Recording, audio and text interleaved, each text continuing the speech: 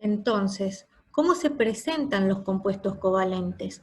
Pueden existir como redes covalentes, ¿sí? Redes cristalinas, como moléculas covalentes, que pueden ser pequeñas o macromoléculas, que significa que son moléculas grandes, ¿sí? Y que en las redes cristalinas es muy común hablar de los alótropos del carbono. El otro día ya nombré esta palabra y no sé si la definimos en algún momento. Alótropo es las diferentes formas en que se encuentra un elemento químico en la naturaleza, ¿sí? El ejemplo del carbono en sus formas de diamante y de grafito, que a pesar de ser el mismo elemento químico, tienen propiedades diferentes, ¿sí? Físicas sobre todo diferentes, y por ejemplo el oxígeno, que se puede encontrar como molécula diatómica o como molécula triatómica en forma de ozono, ¿sí? Así que existen alótropos de diferentes elementos. ¿Qué pasa con el diamante y qué pasa con el grafito? La unión entre átomos que comparten electrones es muy difícil de romper, y los electrones compartidos están muy localizados. Por eso una característica del diamante es que es muy duro, ¿sí? El grafito, como tiene una estructura de capas, estas capas son geometrías hexagonales con electrones deslocalizados porque hay doble enlace, ¿sí? Y resonantes, ¿sí? Entonces las capas se pueden deslizar unas sobre otras porque hay una distancia entre ellas, y esos electrones deslocalizados también son los que permiten mantenerlas unidas. A su vez, tienen propiedades completamente diferentes, como puede ser propiedades lubricantes, cosa que el diamante no, ¿sí? Y se acuerdan que cuando vemos isotropía y anisotropía, que el caso del grafito puede conducir en la dirección paralela a los planos de la estructura y no en forma perpendicular a los planos de la estructura, ¿sí? Muy bien. En los compuestos covalentes forman enlaces covalentes simples en 2 o 3 dimensiones, ¿sí? Como les mostraba recién, el diamante sería en 3 dimensiones y el grafito en 2 del espacio, y pueden ser, en el caso anterior eran átomos, en este caso son compuestos, ¿sí? De átomos diferentes, como puede ser el cuarzo o dióxido de silicio, ¿sí? Pero que siempre son enlaces muy fuertes. Comparando el enlace covalente en las propiedades entre las moléculas y los átomos, las moléculas con enlace covalente, imagínense el agua, ¿sí? Imagínense la molécula de oxígeno, hidrógeno, que son gases, entonces tienen puntos de fusión bajos y de ebullición también, o la molécula de dióxido de carbono. Los compuestos covalentes apolares puros son solubles en disolventes apolares y los polares en disolventes polares. Bueno, esta es la regla de las semejanzas, que ya la vamos a entender mejor cuando pasemos al tema de fuerzas intermoleculares. Lo que está expresando en este caso es que si tengo moléculas de compuestos covalentes polares, ¿sí? O moléculas, digamos, homonucleares polares, se va a disolver en un disolvente polar, ¿sí? Como es el alcohol, que es polar, con el agua, que es polar. Pero si tengo moléculas apolares, ¿sí? Ya sea de soluto y de solvente, se van a disolver entre sí. Y eso es lo que se conoce como regla de los semejantes. Y tienen conductividad parcial solo en compuestos polares, ¿sí? Porque los compuestos polares, ante la presencia de un campo eléctrico, orientan sus dipolos, ¿sí? Y por eso pueden conducir.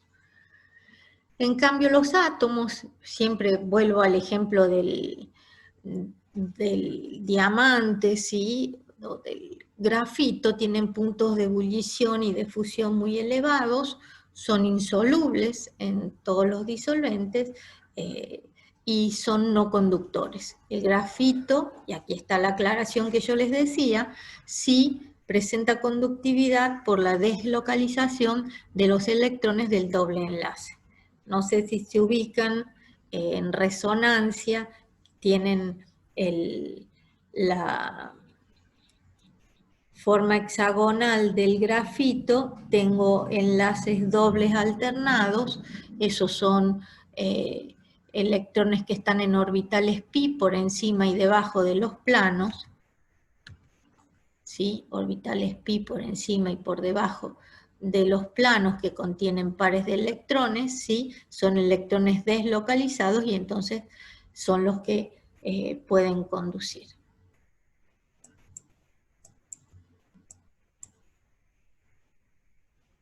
Bueno, esto nada más para aclarar por si se ponen a estudiar, y es que aunque está en el programa Teoría de Orbitales Moleculares, no lo vemos porque lo ven bien en profundidad en química inorgánica, ¿sí? Y por eso ya no hay ejercicios en la guía nueva, nada sobre orbitales moleculares. En realidad, como yo siempre digo, las teorías van apareciendo como una evolución del conocimiento. Y la teoría de orbitales moleculares es la teoría que más, digamos, puede explicar todas las propiedades de la materia en función de cómo se enlazan los átomos con los electrones de valencia. Porque por la teoría del enlace de valencia no puedo explicar, por ejemplo, las propiedades magnéticas de un material, y en cambio con la teoría de orbitales moleculares sí. También me da la probabilidad de que existan o no ciertas moléculas, entonces es un complemento más, pero no lo vamos a estudiar. Me queda el último tipo de enlace, que es el enlace metálico, que se da entre justamente átomos de metales. Los metales, de nuevo, en la tabla periódica se encuentran en la parte izquierda, ocupan más de la mitad de la tabla periódica, son la mayoría sólidos. ¿Y qué es la característica del enlace metálico? Como todos tienden a ceder electrones, los cationes forman una estructura cristalina y los electrones ocupan los intersticios, que son los espacios que quedan libres en esa estructura cristalina, sin estar fijos a ningún catión en particular. Y se denomina nube de electrones o mar de electrones, para figurar que están rodeando a todos los cationes que están en los nodos de una estructura cristalina, es decir, un sólido cristalino con una estructura regular espacial. Los electrones están bastante libres, pero estabilizan la estructura al tener una carga contraria a la de los cationes. Esquemáticamente, digamos, es que ven que están ubicados regularmente los cationes y están rodeados por los electrones. Los iones positivos, en los que se han convertido los átomos que liberaron sus electrones, que quedan los iones en los nudos de la red o nodos de la red, ven que tienen una distribución simétrica sumergida en una nube de electrones. La repulsión entre iones positivos no se produce debido al efecto aglutinante que ejercen la nube de electrones, ¿sí? Este enlace es muy particular. Es un enlace de electrones deslocalizados y son los que hacen que los metales sean dúctiles, maleables y conduzcan la corriente eléctrica y el calor. Entonces, no entender este enlace es no entender el comportamiento metálico, ¿sí? O de un material metálico.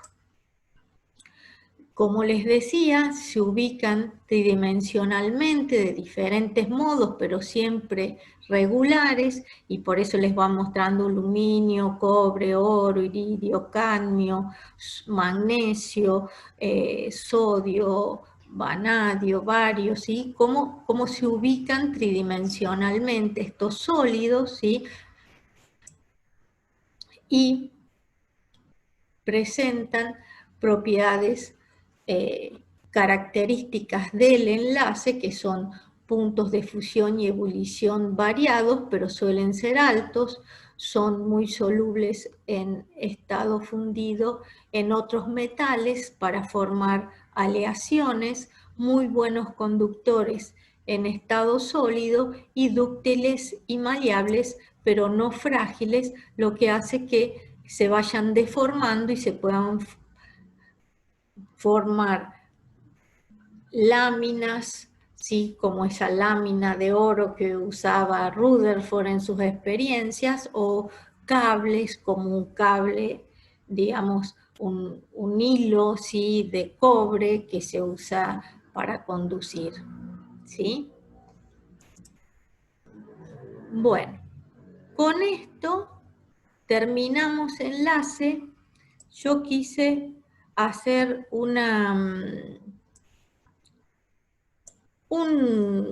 mapa conceptual o mapa mental para los que en el ingreso estuvieron con estrategias de estudio, sí, introducción a la universidad, espero lo estén aplicando, que es lo que cada uno tendría que hacerse, más o menos de cada bloque de una unidad, ¿sí? Por ejemplo, ahora en esta unidad 3, que es la unidad de enlace, y que está el enlace químico y las fuerzas intermoleculares, bueno, hacerse un mapa conceptual para cuando están estudiando, porque da idea de si han podido cerrar el tema, ¿sí?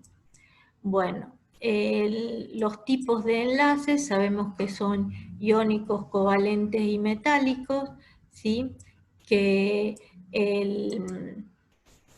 las herramientas para diferenciar el tipo de enlace, las primeras que ustedes tuvieron y que usan como primera instancia, son la diferencia de electronegatividad, las propiedades de los materiales, ¿sí? Porque acuérdense que los compuestos iónicos son sólidos, y la regla del octeto, que a pesar de que tiene sus excepciones, también es básicamente pensar que un elemento tiende a enlazarse sus átomos con otros para lograr mayor estabilidad, ¿sí? Y dentro del enlace iónico tenemos la forma de representarlo, que es la estructura de Lewis, de cómo se forma el enlace iónico, y las configuraciones electrónicas, ¿sí? ¿Por qué se forman los iones que son más estables que los átomos de los cuales provienen? Entonces, esto es lo que tienen que saber hacer de un enlace iónico, ¿sí? Y a su vez, la estabilidad de este enlace iónico está dado, recuerdan, por la energía reticular o energía de red, que era proporcional al producto de las cargas de los iones e inversamente proporcional a la distancia entre los núcleos de los dos iones enlazados, ¿sí? Y que a mayor energía reticular, más estable era el compuesto. Entonces, todos esos son los aspectos que tienen que recordar, estudiar, ¿sí? Para ver si comprenden el tema y pueden avanzar en los ejemplos, como decía Mónica, que les vamos a dar un ejemplo y ustedes tienen que decir qué tipo de enlace tiene, Si es iónico, pues primero empezarán por la diferencia electronegatividad. Si no están muy seguros, verán si es un metal o un no metal, les diremos que es un sólido y entonces con eso se convencerán que es un enlace iónico si la diferencia electronegatividad es igual o mayor a 2, ¿sí? Ahora, fíjense que cuando tienen un enlace metálico, ustedes pueden pensar, tienen tienen un trozo de cobre, un trozo de sodio. La diferencia de electronegatividad, 0, ¿sí? Porque son iguales. Entonces tengo un enlace covalente apolar. No, tengo un enlace metálico porque el ejemplo es el cobre y el magnesio o el sodio, ¿sí? Entonces nunca va a poder tener un enlace covalente, tiene un enlace metálico, ¿sí? Ahí ya no tenemos ni que decirle que generalmente es un sólido y es conductor, porque ustedes lo van a ubicar en la tabla periódica, que es otra cosa que también estábamos haciendo hincapié, que se tienen que acostumbrar a usar la tabla periódica, ¿sí? Y que, siguiendo con el enlace iónico, no forman moléculas, la mayoría son sólidos y tienen una estructura regular espacial, una estructura cristalina, y forman lo que se conoce como unidades formulares, que sería cómo puedo representar a este compuesto que no existe como molécula solo a través de una fórmula. Por eso se dice unidad formular, pero en realidad son sólidos extensos. En el enlace covalente, la herramienta primera para llegar a la representación de un enlace covalente, siguiendo con la estructura de Lewis, la cantidad de electrones compartidos que me la da los necesarios menos los disponibles, ¿sí? Las cargas formales, que tienen que ser lo más próximas a 0 posibles, que siempre son enteros, que tienen que tener cargas formales positivas y negativas que se compensen en una molécula, porque la molécula no tiene carga, y si están analizando un ion, pues tendrá que tener la suma de las cargas formales, la carga del ion, ¿sí? Y que ese enlace covalente puede ser simple, doble o triple, o especial, ¿sí? En el caso del enlace especial es el que se conocía como enlace dativo o coordinado, y es cuando el que aporta el par de electrones de unión es un solo átomo, pero eso le sirve para unirse con otro, ¿sí? La resonancia, cuando se comparte, digamos, estructuras, porque no hay una sola que defina la estructura de Lewis de una molécula, entonces hay varias estructuras posibles. Ahí yo agregué una diapositiva con la parte punteada, ¿sí? Vieron que en autogestión siempre subimos las diapositivas de los distintos temas, las distintas unidades, y que el enlace covalente podía ser polar o no polar. Polar cuando la diferencia de electronegatividad es distinta de 0.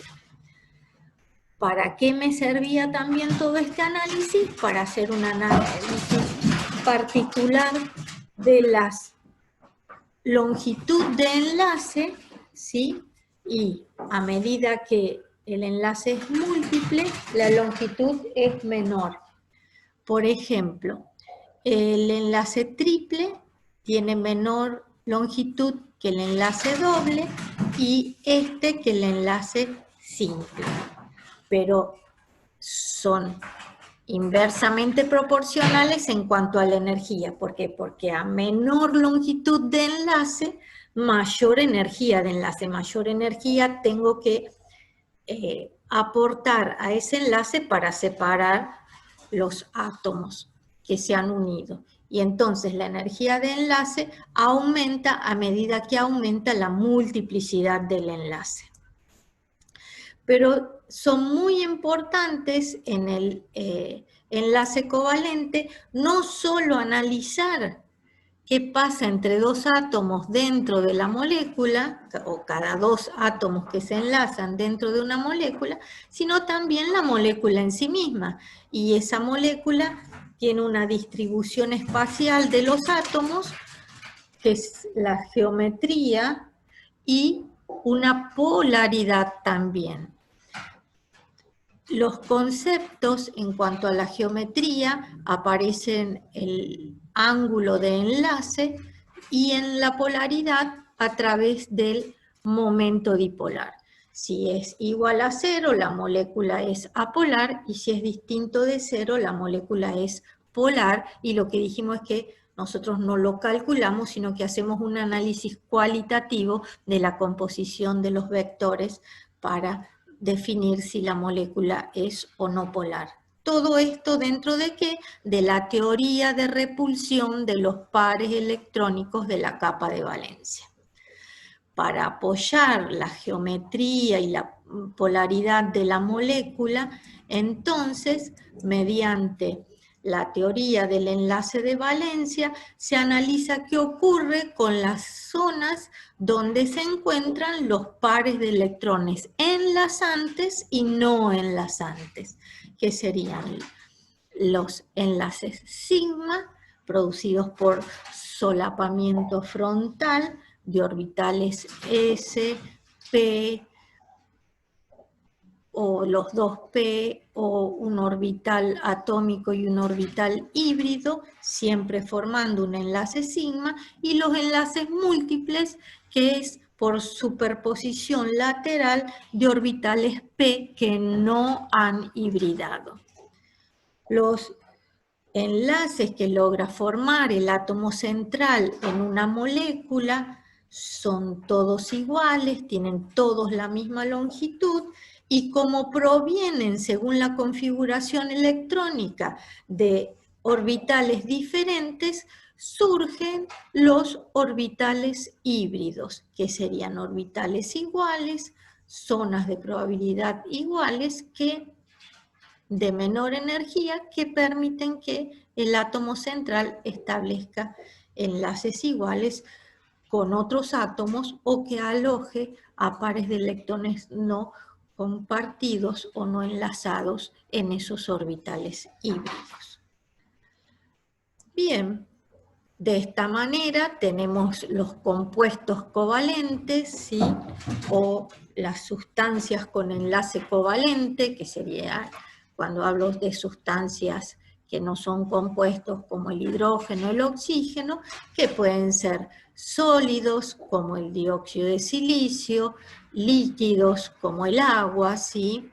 Y cómo se van representando a nivel macroscópico en cuanto a las propiedades de estas sustancias. Son enlaces direccionales, excepto los enlaces múltiples, que son deslocalizados, ¿sí?